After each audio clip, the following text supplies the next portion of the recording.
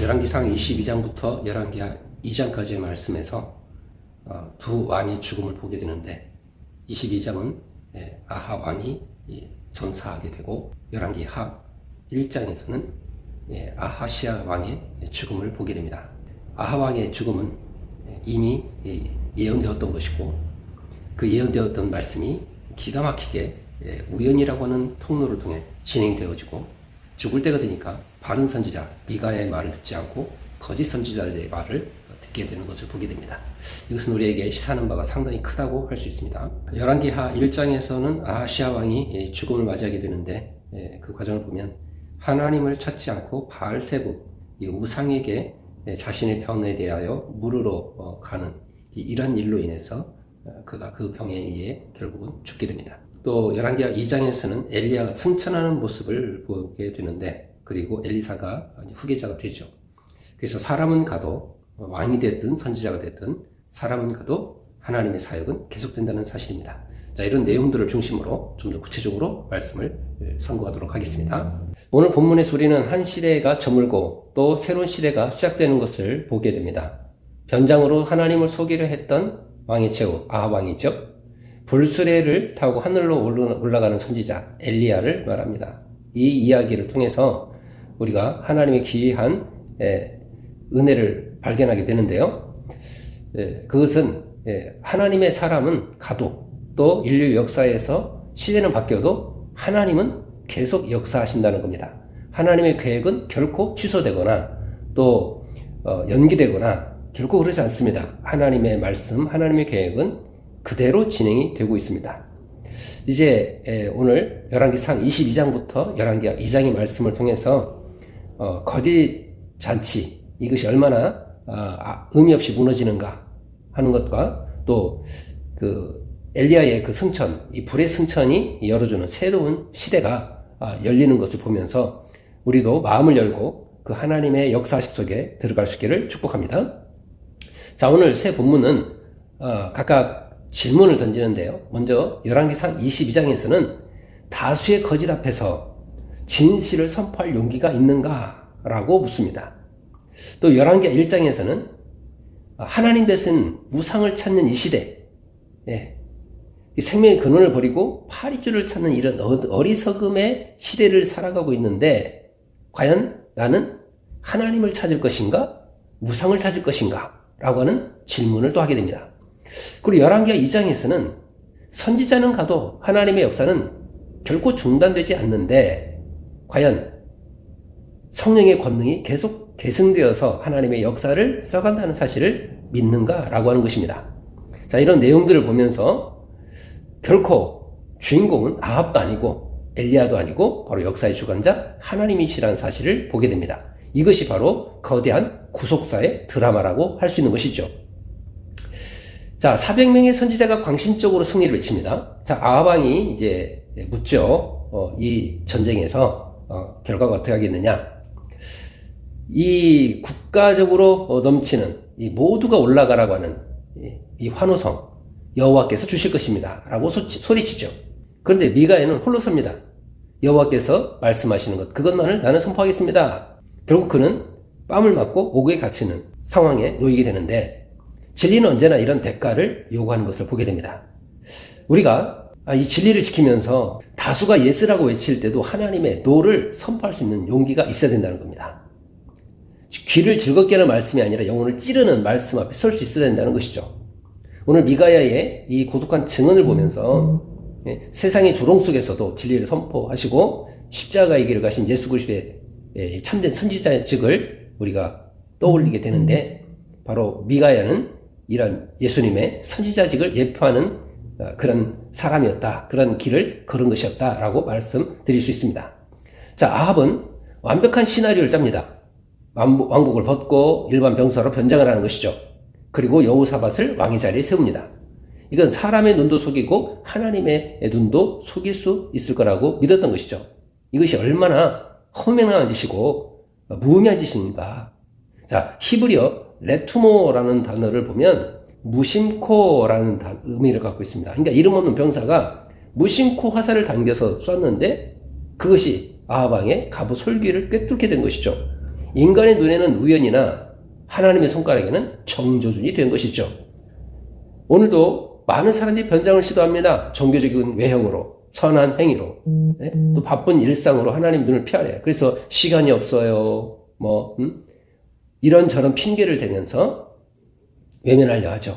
그러나 심판에는 사각지대가 없습니다. 이제 우리들의 변상술, 이걸 내려놓기를 축복합니다. 가면을 벗어야 돼요. 하나님 앞에서 있는 그대로 내려놓으시고 십자가 보혈 아래 나의 모습을 적나라하게 드러내놓는 거예요. 이것이 회개의 시작이고 구원의 첫걸음인 줄 믿습니다. 자, 아시아 왕이 다락에서 떨어져 병이 들었어요.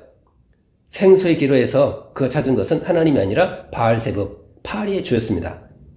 이 생명의 근원을 이 배설물 같은 곤충의 수준으로 격화시키는 참 이런 모습이 가당키나 한가. 그런데 영적으로 타락하면 이런 일들을 자행하게 된다는 것입니다. 하나님은 불러 응답하시죠. 백부장과 그 군대가 2번에 불타 죽는 너무 어처구니 없는 일이 일어납니다. 이것은 잔인한 하나님이 아니에요. 하나님이 어떻게 그럴 수 있느냐라고 우리 생각하시지만 그게 아니라 당신만이 하나님이심을 선언하는 거룩한 질투의 나타남, 보이심인 것이에요. 오늘 이 시대에도 바알세붐은 살아있습니다. 이름만 다를 뿐입니다. 성공이나 돈이나 쾌락이나 아집이나 이 아성 같은 것들. 우리는 질병과 죽음의 문제를 가지고 누구에게 달려가고 있을까요? 어디서 답을 찾고 있을까요? 오직 그리스도만이 우리의 질병과 죽음의 문제, 인생의 문제를 해결하신 유일한 중보자이심을 믿으시길 축복합니다. 그를 거부하는 자에게 기다리는 것은 심판이 불 뿐이에요. 그러나 예수 그리스도를 붙든 그들에게는 영생이 주어질 것입니다. 이제 장면이 바뀝니다. 왕들의 이야기에서 성지자의 이야기로 옮겨가죠. 자, 엘리야의 사역이 끝나고 또 마지막이 다가옵니다. 자, 그는 엘리사에게 길갈에 머물라고 하죠. 그런 엘리사는 한 발짝도 물러서지 않고 끝까지 따라갑니다. 그래서 베델에서 또 여리고에서 요단에서. 자, 그때 엘리사의 대답은 똑같았습니다. 여호와의 사심과 당신의 영혼을 두고 맹세합니다. 내가 당신을 떠나지 않겠습니다. 이것이 바로 영적 계승의 현상이라고 할까요? 정말 갑절의 영감을 우리가 원한다면 이 질문에 답을 할 수 있어야 됩니다. 나는 끝까지 주님 곁을 떠나지 않겠다고 결단을 할 수 있는가? 또 엘리사의 동행은 단순한 충성이 아니죠. 그것은 하나님의 역사가 어떻게 계승되어지는가를 보여주는 언약적 순종이었던 거예요. 오늘 우리도 이러한 언약적 순종이 있기를 축복합니다. 자, 엘리사가 구하죠. 당신의 영감이 갑절이나 있기를 원합니다. 피셔나임. 이것은 신명기 21장에서도 나타나는데요. 상속 용어입니다. 이건 야망을 말하는 게 아니에요. 스승보다 위대해지겠다는 그런 교만이 아니라 언약적 계승을 갈망하는 겁니다. 당신의 사역을 내가 공식적인 후계자로서 끝까지 감당하겠습니다라는 선언이죠. 장자가 가업을 이어받듯이 말이죠. 하나님의 나라의 사역을 내가 이어받겠다는 겁니다. 이건 헌신입니다. 우리가 생각하는 그런 얍삽한 영적인 능력을 가지고 무엇을 해보겠다는 게 아니에요. 우리가 성령의 충만함을 구할 때 그것은 개인적인 영광을 위한 요청이 되어서는 안 됩니다. 개인의 영달을 위해서 그런 걸 구하면 안 된다는 거죠. 이 시대를 향한 하나님의 사명을 감당하기 위한 간구여야 될 줄 믿습니다. 자, 엘리야의 하나님이 엘리사의 하나님이 됩니다. 아멘입니까? 그리스도의 영이 오늘 우리에게 임하여서 이 세대의 요단강을 가르는 갑절의 사역자가 되게 하십니다. 우리 이 사실 믿고 나아가시길 축복합니다. 이제 갑자기 하늘이 열립니다. 불말과 불수레가 두 사람을 갈라놓고 엘리야는 회오리 바람을 타고 하늘로 올라갑니다. 루아흐. 이 바람은 단순한 자연현상의 바람이 아니에요. 하나님의 주권적 통치력이 임하는 것을 말하고 있는 겁니다. 에녹 이후 죽음 보지 않고 하나님 나라에 입성한 두 번째 사건이죠. 자, 이것은 단순한 기적이 아니에요. 장차 부활해서 하늘로 올려오실 예수 그리스도의 승천을 강력하게 예표하는 구속사적 사건이라는 겁니다. 우린 이걸 놓치서는 안 돼요. 자, 엘리사가 외칩니다. 내 아버지여 이스라엘의 병거여 그의 마병이여.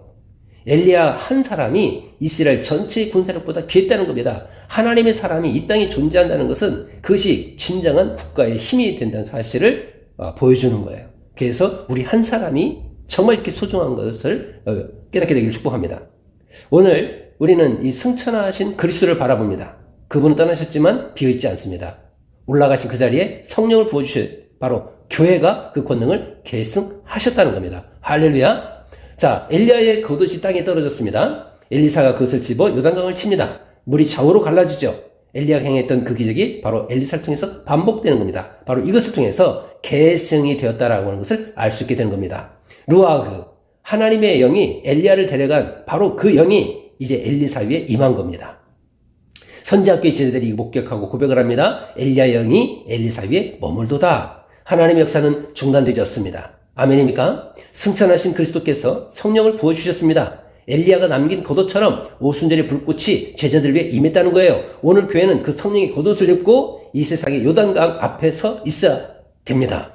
세상이 막혀있다고 말하는 그 강 앞에서 성령을 힘입은 교회는 겉옷을 들어 쳐야 됩니다. 그리고 물은 갈라지게 됩니다. 엘리야의 하나님이 오늘 우리의 하나님이 되십니다. 아멘입니까? 그 믿음의 강 앞에 설 수 있기를 축복합니다. 이제 우리는 마무리를 짓습니다. 자, 오늘 새 본문이 세 가지 도전을 했습니다. 첫째, 다수가 외치는 그 거짓에서 나는 아니오라고 말할 수 있는가? 거짓 평안에서 영혼을 팔지 말라는 겁니다. 400명의 아첨이 아니라 고난받는 한 명의 미가야를 통해 하나님은 말씀하셨다는 거예요. 귀를 즐겁게 하는 소리가 아니라 영혼을 찌르는 말씀 앞에 오늘도 설 수 있기를 축복합니다. 두 번째는 심판의 화살을 피할 변장수를 지금도 하고 있는가? 그 버리라는 겁니다. 아합의 갑옷 솔기를 꿰뚫은 그 화살은 오늘도 우리에게 날아오고 있습니다. 하나님 앞에서 어떤 가면도 통하지 않아요. 십자가의 보혈 아래 우리 실상을 정직하게 드러낼 수 있기를 축복합니다. 그리고 세 번째, 승천하신 그리스도의 겉옷을 붙드십시다. 엘리야는 떠났으나 하나님은 여전히 계십니다.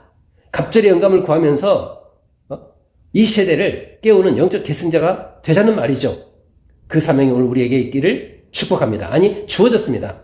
말씀은 결코 땅에 떨어지지 않아요. 아합의 변장을 뚫고 아시아의 거만을 심판하면서 엘리야를 하늘로 올리우신 그 하나님께서 오늘도 역사하십니다. 아멘입니까? 무너지는 세상 권력과 의지하지 않고 또 불말과 불수레를 운행하시는 만군의 여호와를 바라보는 이 하루가 되시기를 축원합니다.